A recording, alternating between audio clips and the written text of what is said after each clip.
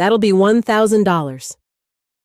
Keviel's voice came through the phone, flat and businesslike.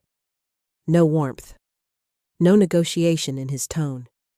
Just a statement of fact, delivered like he was telling me the weather forecast. I sat down.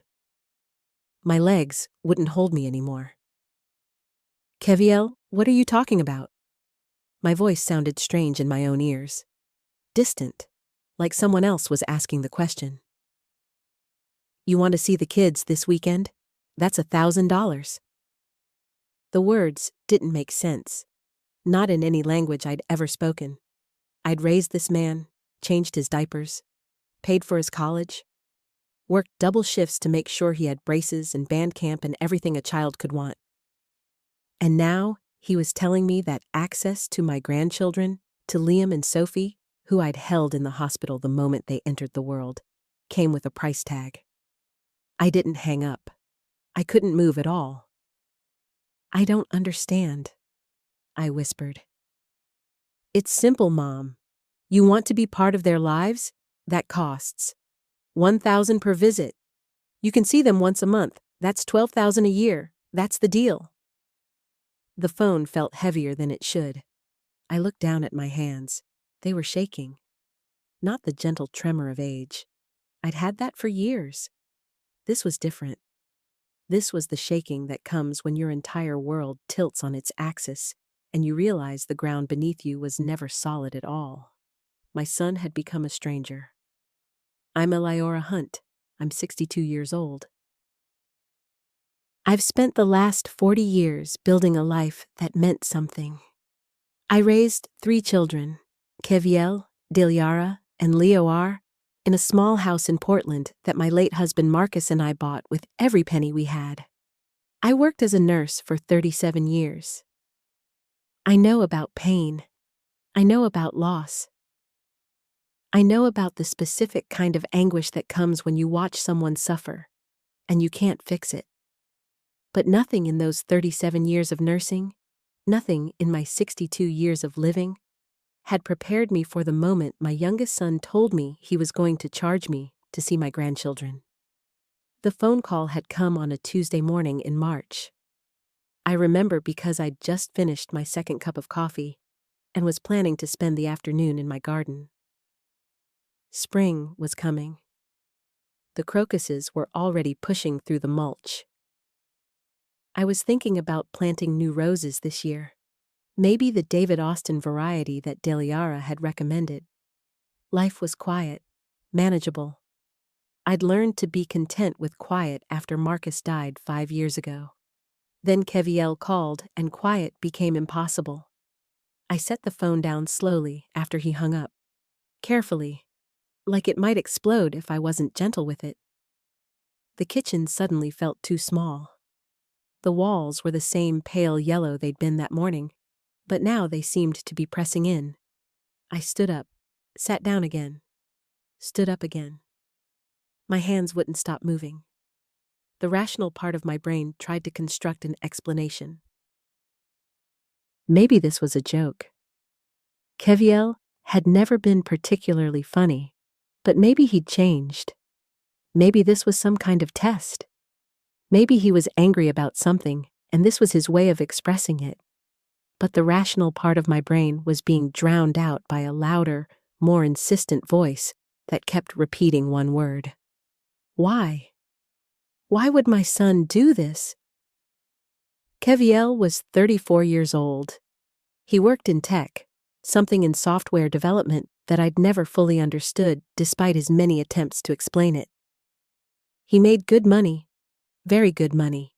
His wife, Novaya, came from money. Her parents owned real estate across the Pacific Northwest. They weren't struggling. They weren't desperate. There was no financial emergency that I knew of. So why? I called Dilyara that afternoon. She was my middle child, and she'd always been the peacemaker in our family. Thoughtful, diplomatic. If anyone could explain what was happening with Keviel, it would be her. Mom, I don't know anything about this, she said after I'd explained the phone call. I could hear the shock in her voice. Good. At least I wasn't the only one who thought this was insane. He seemed serious, I said. Completely serious. Have you talked to Nova? No, I didn't know if I should. I didn't know if this was his idea or hers or... Deliara was quiet for a moment. I'll call him. I'll find out what's going on. But when Deliara called me back an hour later, her voice had changed. It was careful now, measured. The voice you use when you're delivering bad news. He's serious, she said, and Nova is backing him up. Apparently, they've been talking about it for months. Talking about charging me to see my grandchildren? Talking about setting boundaries. That's how Keviel described it to me. He said you've been too involved, that you show up whenever you want, that you undermine their parenting.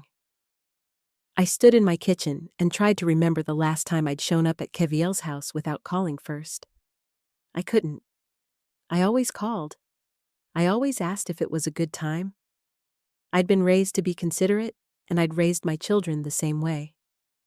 Deliara, I've never undermined their parenting. I've never said a word about how they raised Liam and Sophie. I know, Mom. I know.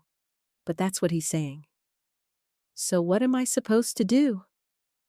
There was another pause. Longer this time. I think you need to talk to him directly. You need to hear his side of this. But when I called Keviel back that evening, he wouldn't give me a side. He just repeated the terms like a lawyer reading a contract. $1,000 per visit. Visits are limited to one Saturday per month. You have to give 48 hours notice. You can't take the kids anywhere without explicit permission, and you can't discuss money or family problems with them. Keviel, this is insane. I'm your mother. And I'm protecting my children. From what? From me? He didn't answer. But the silence was answer enough. I hung up the phone and sat in my living room as the sun set outside my window. The room filled with shadows. I didn't turn on the lights. I just sat there in the growing dark and tried to understand how my life had become this. Marcus had been gone for 5 years. In those 5 years, I'd learned to live alone. I'd learned to find meaning in small things. My garden, my grandchildren, my work at the hospital, which I'd cut back to part-time, but hadn't abandoned completely. Those 3 things had been enough. They'd kept me tethered to the world. Now one of those 3 things had a price tag. I didn't pay it. I told Keviel no. I told him that I wouldn't pay to see my grandchildren, that this was extortion, that it was cruel and unusual and everything in between. I said things I probably shouldn't have said. I was angry in a way I'd never been angry before. The kind of anger that comes from betrayal. Not the quick, hot anger of an argument, but the deep, cold anger of realizing that someone you loved had become someone you didn't recognize. Keviel's response was to block my number. I found out when I tried to call him a week later and got a message saying the number was no longer in service. My first thought was that something had happened to him. An accident? An emergency? I called Deliara in a panic. He blocked you, she said quietly. What? He blocked your number. He told me he did it. He said you weren't respecting his boundaries. I sat down. The kitchen chair felt too hard. Everything felt too hard. Deliara, I don't understand what I did wrong. You said no to his terms. His terms are insane. I know, Mom. I know. But knowing didn't change anything. It didn't unblock my number. It didn't bring my grandchildren back to me. It didn't make any of this make sense. Over the next few weeks, I tried everything. I wrote Keviel a letter explaining my feelings. It came back marked, Return to Sender. I tried reaching out through Nova's Facebook page. She unfriended me. I called Leoar, my oldest son, who lived in Seattle and had always been close to Keviel. He listened to my story and then told me something that made everything worse. He's already told Liam and Sophie that you don't want to see them anymore, Leoar said. What? No, that's not true. I want to see them more than anything. I know, but that's what he told them. He said you're too busy with work and that you've moved on to other things. I felt something break inside my chest. Not metaphorically. It felt like an actual physical rupture. Liam was 8. Sophie was 5. They were old enough to remember me, but young enough to believe what their father told them. If Keviel kept saying I didn't want to see them, eventually they would stop wanting to see me. He would erase me from their lives, not through action, but through narrative. He would rewrite history until I became the villain in their story.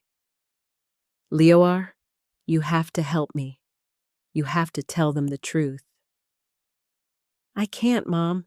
If I do, Keviel will cut me off too. He's already warned me about it, so my oldest son chose his brother over his mother. I couldn't even be angry about it. I understood the logic. Keviel had leverage over all of us. He had the grandchildren. He had the power, and he was willing to use it. I went to work the next day and told my supervisor I needed to take a leave of absence.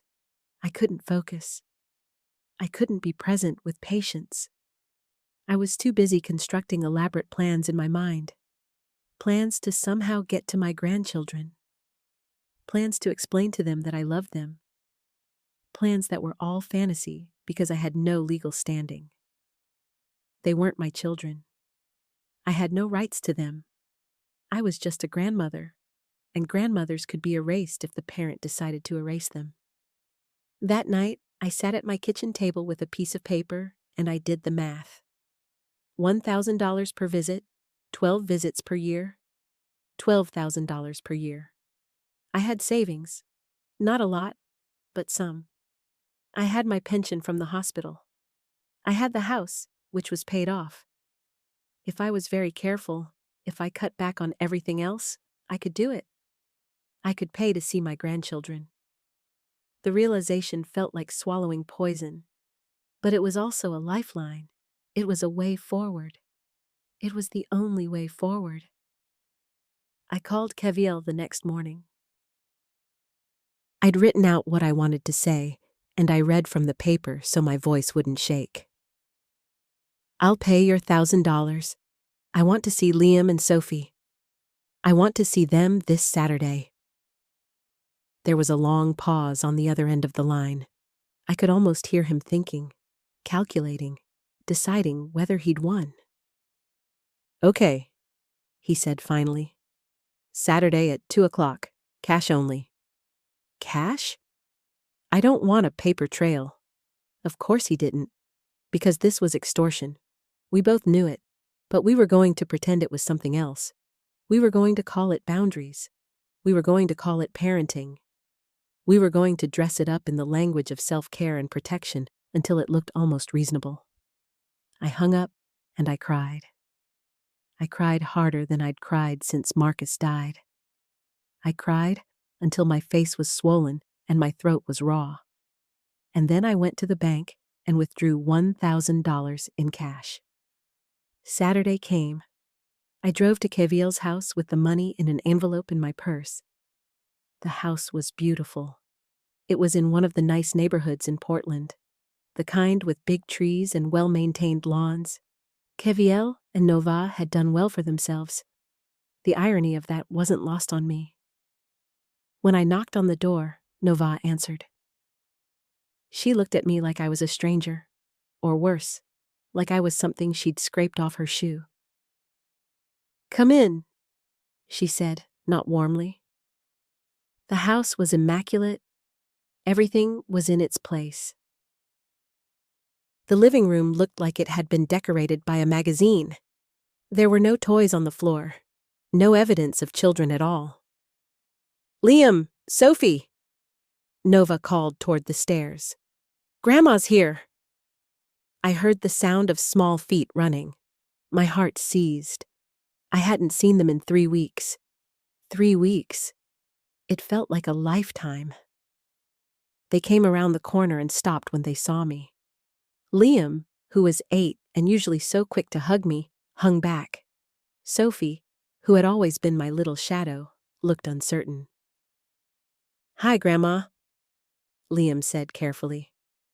The distance in those 2 words broke something in me. "Hi, sweetheart. Come here." I opened my arms, and they came to me slowly. I hugged them, and they hugged me back, but it wasn't the same. Something had shifted. They'd been told that I didn't want to see them. They'd been told that I'd moved on. They didn't quite believe it. They were still here, still willing to hug me. But the seed had been planted. They didn't quite trust me anymore. Kevil appeared in the doorway. He was watching me. "We can have 2 hours," he said. "Then you need to leave." 2 hours? We had the whole day before. 2 hours, he repeated. I didn't argue. I didn't have the leverage to argue. Instead, I spent 2 hours with my grandchildren trying to rebuild a relationship that their father had spent 3 weeks destroying. I took them to the park. I pushed Sophie on the swings. I helped Liam climb the monkey bars. I tried to be present and joyful and everything a grandmother should be. But it was hard. It was so hard. Because every moment was tainted with the knowledge that I was paying for this. That this was a transaction. That my love for these children had been converted into a monetary value. When the 2 hours were up, Kevil drove me back to my car. I handed him the envelope with the cash. He didn't open it. He just took it and nodded. "Same time next month," he said. I drove home in silence and I made a decision. I would pay. I would keep paying. I would do whatever it took to stay in my grandchildren's lives. Because the alternative, losing them completely, was unthinkable. But I was also going to figure out why Kevil was doing this, and I was going to make him stop. Over the next 3 months, I paid $3,000. 3 visits. 3 envelopes of cash. Each time, I spent 2 hours with my grandchildren in carefully controlled circumstances. Each time, they seemed a little more distant. Each time, I felt a little more like a visitor in their lives rather than their grandmother. I also started asking questions. I called Deliara and asked if Kevil had money problems. She said no. His tech job paid extremely well. I called Leoar and asked if there was something I'd done that had offended Kevil. He said no. He couldn't think of anything. I tried to remember our conversations from the months before the phone call.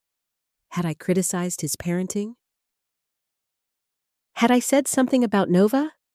Had I done anything that could be construed as undermining his authority? I couldn't think of anything.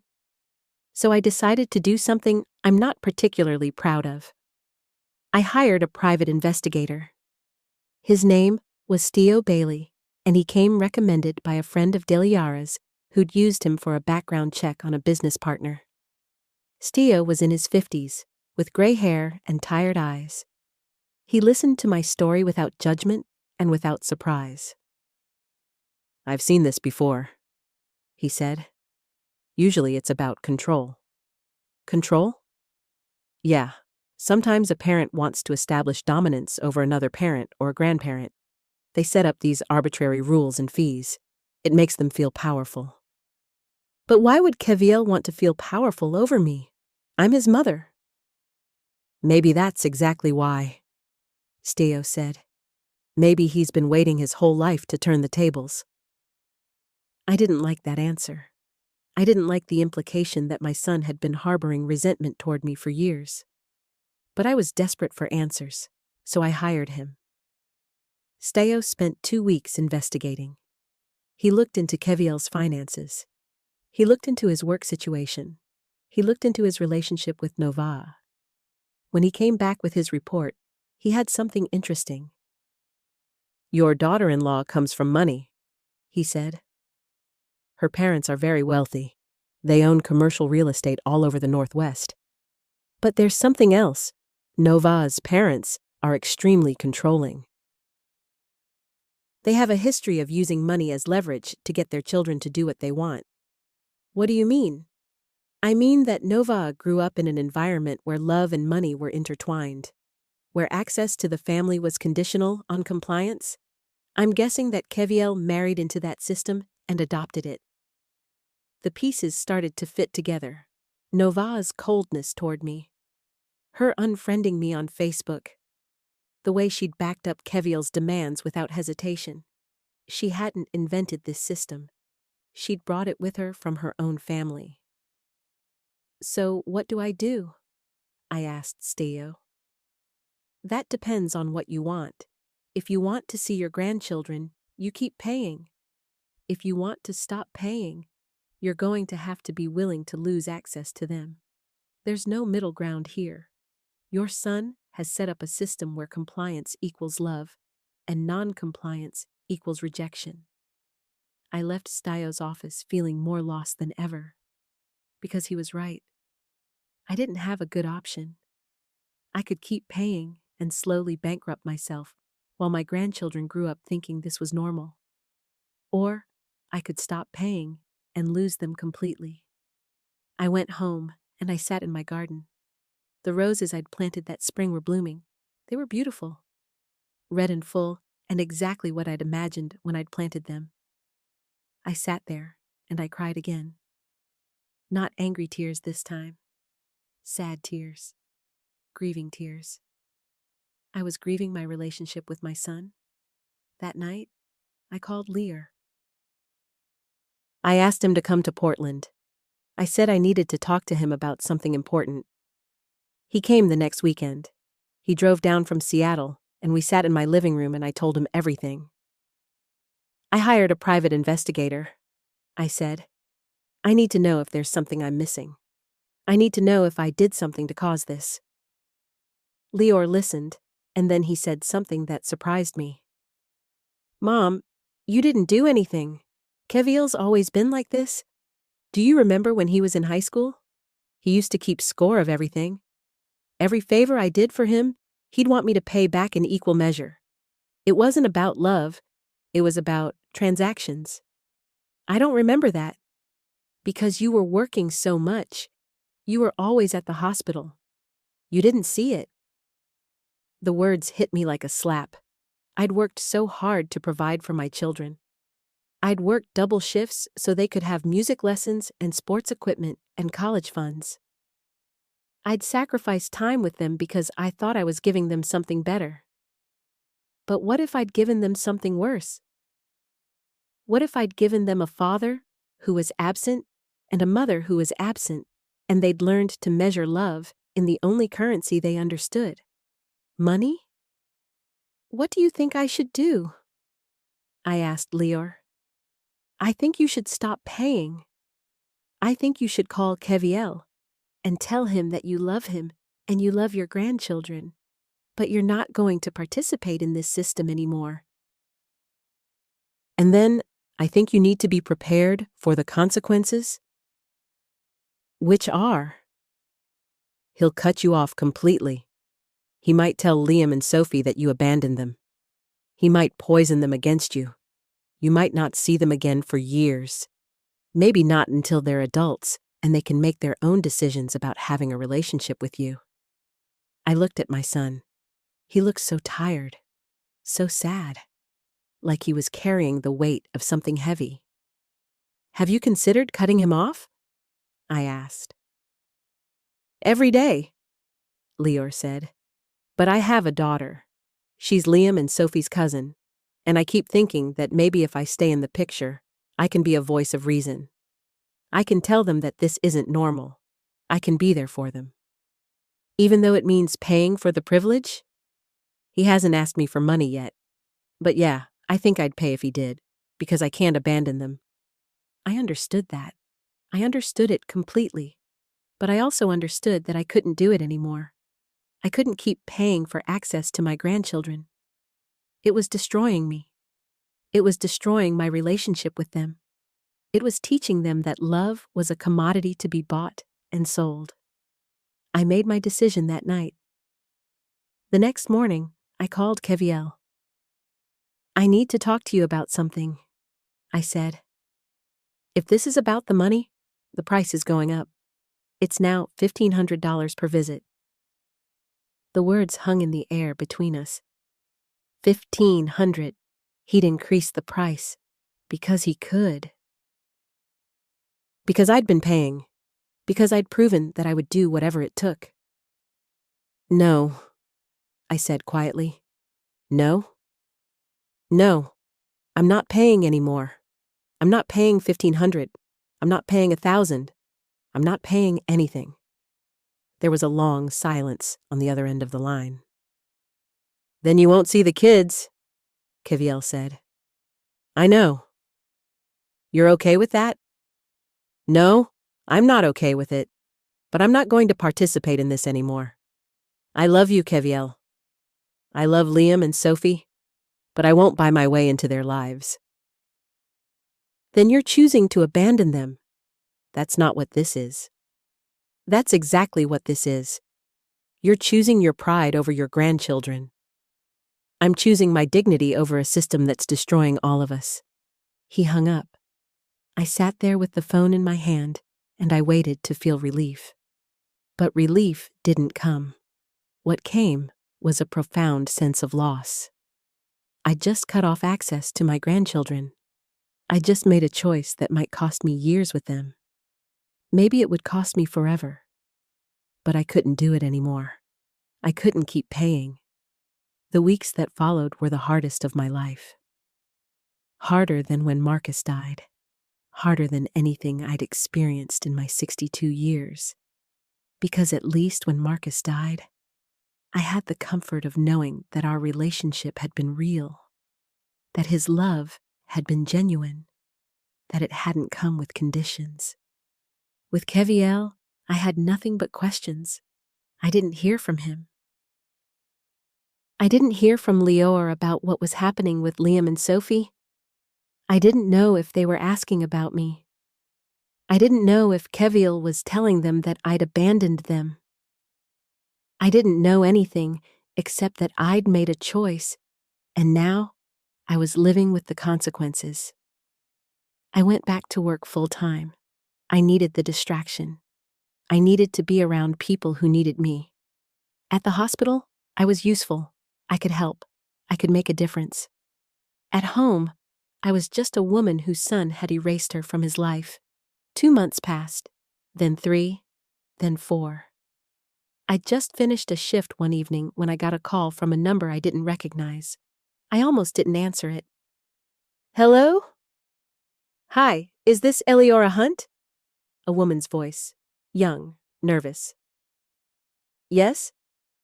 My name is Gia Ramos. I'm a social worker.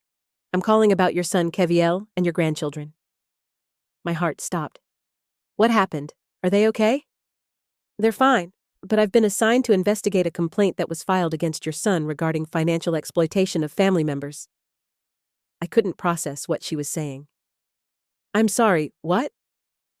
"Someone filed a complaint with Child Protective Services. They said that Keviel has been charging you money to see your grandchildren. They said that this is a form of financial abuse and that it might be affecting the children's welfare." "Who filed the complaint?" "I can't disclose that information." "But I'm calling because I need to talk to you about what's been happening." I sat down. My legs had stopped working. "I stopped paying him," I said, "about 4 months ago." "Why did you stop?" "Because it was wrong. Because I couldn't do it anymore." "How much money did you give him?" $3,000, 3 visits, 1,000 per visit. I heard her writing something down. "And the terms he set? Tell me about those." I told her everything. The 2-hour visits, the 48-hour notice requirement, the prohibition on discussing family problems with the children, the cash-only payment. All of it. Thank you for being honest with me, Jia said when I was done. I'm going to need to interview your grandchildren. I'm also going to need to talk to your son. But I wanted you to know that we're taking this seriously. What he's done is not acceptable. After we hung up, I sat in my kitchen and I tried to understand what had just happened. Someone had reported Keviel. Someone who knew about the arrangement. Someone who cared enough to do something about it. I called Leoar. Did you report him? I asked, without preamble. I can't say. Leoar, did you? I can't say, Mom, but I will say that I'm glad someone did. I didn't push it. I just felt grateful. Grateful that someone in my family still had a conscience. Grateful that someone had been willing to take action. The investigation took 6 weeks. During that time, I heard nothing from Keviel. I heard nothing from Nova. I heard nothing from Liam and Sophie. I went to work. I came home. I sat in my garden. I waited. Then one day, Gia Ramos called me again. I wanted to give you a heads up, she said. We're filing a report with the district attorney. What your son did constitutes extortion. It also violates several statutes related to financial abuse. The DA will decide whether to press charges. What happens now? That's up to the DA. But I can tell you that based on my interviews with the children, they're doing okay. They were confused about why they hadn't seen you. But your son told them that you didn't want to see them. Once I explained what was really happening, they understood. I felt something inside me shift. Not healing, not yet, but something. A small crack in the wall of grief. Will they want to see me? I asked. I think so, but that's going to be up to your son to decide. He still has custody. And if he refuses? Then we'll go back to court. A week later, I got a call from a lawyer. Her name was Maris Gordon, and she'd been appointed by the district attorney's office to handle the case against Keviel. We're moving forward with charges, she said. Extortion, financial abuse, and a few other things. Your son is going to be arrested. There will be a trial. I need you to be prepared to testify. Okay, I said. I didn't feel anything. No triumph, no satisfaction, just a numb acceptance that this was happening. I also want you to know that the court is going to look at custody arrangements. Your son's behavior is going to be a factor in that. It's possible that you might be able to establish visitation rights that are independent of his goodwill. What does that mean? It means that even if he doesn't want you to see the children, the court might order that you can see them anyway. I didn't know how to feel about that. The idea of forcing my way into my grandchildren's lives didn't feel right, but the idea of losing them completely felt even worse. Keviel was arrested 2 days later. I found out when Leoar called me. They got him, Leoar said. He's being charged with extortion. He's out on bail. How much bail? $5,000. Nova's parents posted it. Of course they did. Of course they had the money to bail him out. Of course they had the resources to hire the best lawyer in Portland. Of course Keviel was going to fight this, but he wasn't going to win. The trial took place on a Tuesday in October. I sat in the courtroom and I watched my son be convicted of extortion. The evidence was overwhelming. The bank records showed the deposits. My testimony was clear and credible. Leoar testified that Keviel had warned him he'd be cut off if he didn't comply with the system. Gia Ramos testified about what she'd found during her investigation. Nova sat in the back of the courtroom. She didn't testify. She didn't have to. The case was about Keviel's actions, not hers. But I could see her there, watching everything, her face a mask of cold fury. When the verdict came in, guilty on all counts, I felt nothing. I'd thought I would feel vindicated. I'd thought I would feel relief. But all I felt was sad. Sad that it had come to this. Sad that my son was a criminal. Sad that my family had been broken in this way. The judge sentenced him to 2 years in prison, suspended, with probation and mandatory counseling. He was also ordered to pay restitution to me, $5,000, the exact amount that Nova's parents had posted for bail. But the most important ruling came in the custody hearing that followed. The judge ruled that I had the right to see my grandchildren 1 weekend per month, unsupervised, regardless of Keviel's objections. The judge also ordered that Keviel attend family counseling with me and the children. I walked out of the courthouse and I called Lior. "I can see them," I said. "The judge said I can see them." "I know, Mom. I know." "When?" "This Saturday. I'll pick you up." That Saturday, I saw my grandchildren for the first time in 6 months. They'd grown. Liam was taller. Sophie's hair was longer. They seemed older somehow, more aware, more sad. But when they saw me, they ran to me. They threw their arms around me and they held on tight and they cried. I cried too. We all cried. "Grandma, Daddy said you didn't want to see us," Liam said. "That's not true, sweetheart.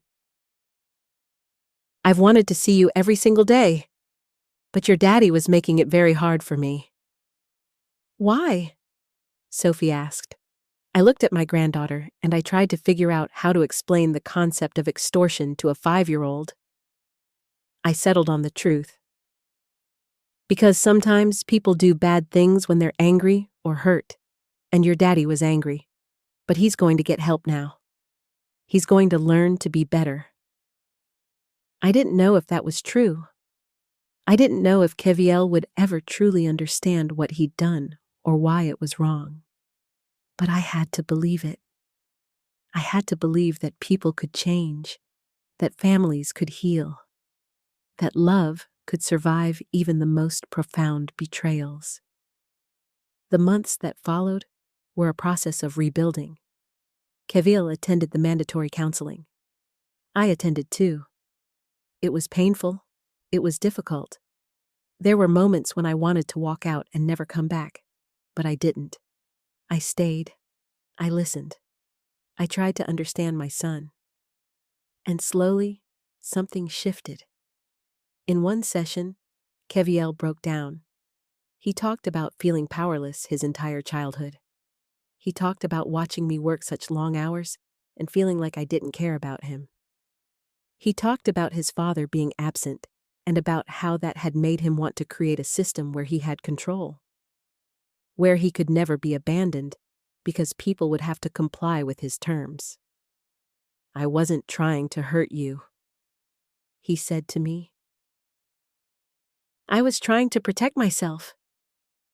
I listened to my son and I understood him in a way I hadn't before. He'd been hurt. He'd been scared. He'd been trying to build a fortress around himself, and he'd used money and control as the bricks. "I'm sorry," I said. "I'm sorry that I wasn't there the way you needed me to be." "I'm sorry too," he said. "I'm sorry for what I did to you. I'm sorry for what I did to the kids." It wasn't a magic fix.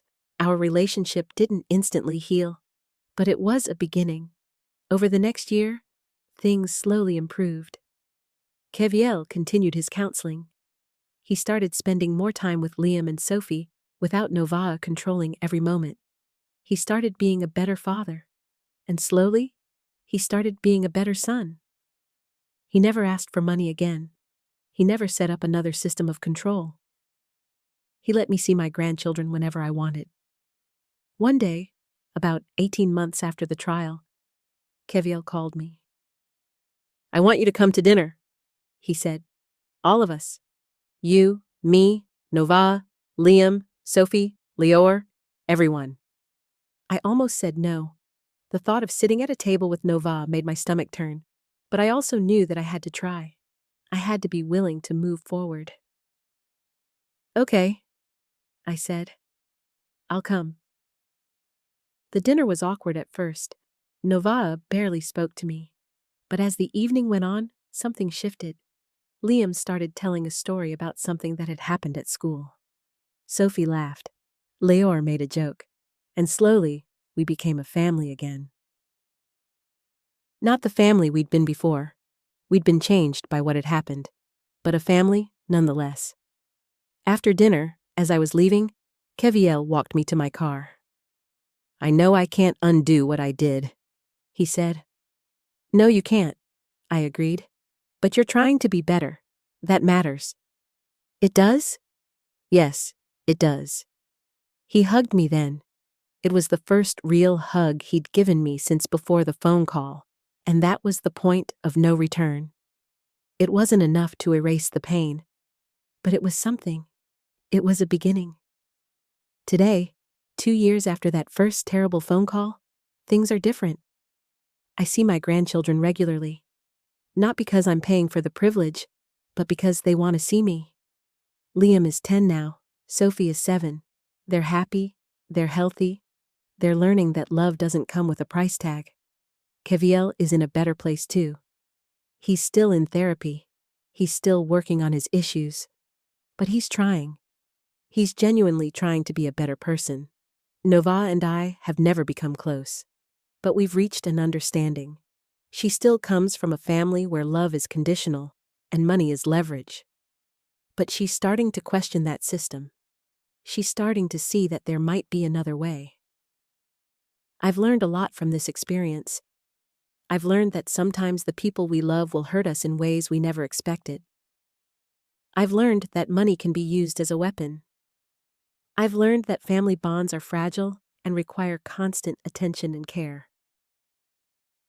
But I've also learned that redemption is possible, that people can change, that love can survive even the most profound betrayals. I still have my garden. I still work at the hospital part-time. But now I also have my grandchildren back. I have my son back. I have my family back. It's not perfect, but it's real. And real is enough. If you're reading this and you're in a situation like mine, if someone you love is using money or access as a form of control, I want you to know that you're not alone. I want you to know that there are people who can help. And I want you to know that sometimes the most powerful thing you can do is say no, even when it costs you everything, because your dignity is worth more than any amount of money, of